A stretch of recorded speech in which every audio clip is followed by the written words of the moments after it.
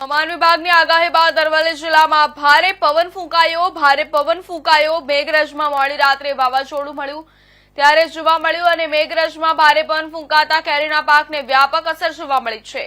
ભારે પવન બાદ આંબાવાડીમાં મોટા ભાગની કેરીઓ ખરી પડી છે। ખેડૂતોને કેરીમાંથી ઉપજ મળવાની આશા પર પાણી ફરી વળ્યું છે।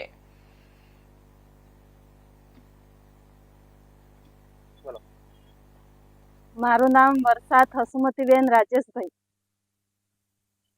આ કાલે વાવાઝોડું આવ્યું હતું તેના કારણથી અમારા આંબાની કેરીઓ ઘણી બધી પડી ગઈ અને 15 દિવસ પહેલા પણ વાવાઝોડું આવ્યું હતું એમાંથી પણ ઘણું બધું નુકસાન થયું છે અને ઘણું બધું આ કેરીઓનું ને બધું નુકસાન થયું છે અને હજી પણ આ બધું સાફ પેલું થઈ ગયું કેરીઓ બધું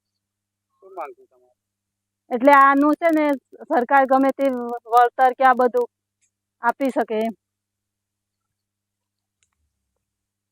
મારું ગામ વિનોદ છે, ગામ રોળેશ્વર। બધી આ કેરીઓ બધી આમ ને આમ થઈ જાય તો અમારે શું કરવાનું? 50% પેલા કરી ગઈ, 50% એમ નહીં કરી, બધી આ પાકો આવી ગઈ તો અમારે નુકસાન બહુ થાય છે।